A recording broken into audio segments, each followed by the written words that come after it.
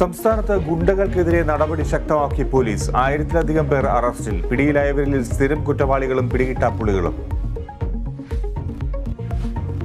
Kalamassery medical കോളേജിലെ വ്യാജ certificate case. സൂപ്രണ്ടിനെതിരെ ഗുരുതര വെളിപ്പെടുത്തലുമായി അഡ്മിനിസ്ട്രേറ്റീവ് അസിസ്റ്റന്റ്. മുൻപും വ്യാജ സർട്ടിഫിക്കറ്റുകൾ ഉണ്ടാക്കിയിട്ടുണ്ടെന്ന് അനിൽകുമാർ. നിഷേധിച്ച സൂപ്രണ്ട് ഗണേഷ് മോഹൻ. വ്യാജമായ സർട്ടിഫിക്കറ്റ് നിർമ്മിച്ചത് ഗുരുതര തെറ്റെന്ന് ആരോഗ്യമന്ത്രി. കൂടത്തായി കേസിൽ നിർണായക നിരീക്ഷണം. 4 പേരുടെ മൃതദേഹാവശിഷ്ടത്തിൽ സയനൈഡ് കണ്ടെത്തിയില്ല. കേന്ദ്ര ഫോറൻസിക് ലാബിലെ പരിശോധനാ ഫലം കോടതിയിൽ സമർപ്പിച്ചു.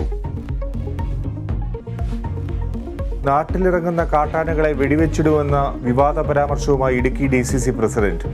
തിരുനെറ്റിക്ക് വെടിവെക്കാനറിയാവുന്ന സുഹൃത്തുക്കളുണ്ടെന്ന് CP മാത്യു. പ്രസ്താവന ഗുരുതരമെന്ന് വനമന്ത്രി. പാകിസ്ഥാൻ മുൻ പ്രസിഡന്റ് പർവേസ് മുഷറഫ് അന്തരിച്ചു. അന്ത്യം UAE-ലെ ആശുപത്രിയിൽ. കാർഗിൽ യുദ്ധസമയത്ത് പാകിസ്ഥാൻ സൈനിക മേധാവിയായിരുന്നു.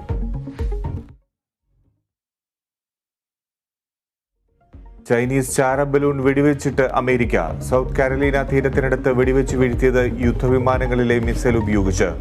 നടപടി പ്രസിഡന്റ് ജോ ബൈഡന്റെ അനുമതിക്ക് പിന്നാലെ.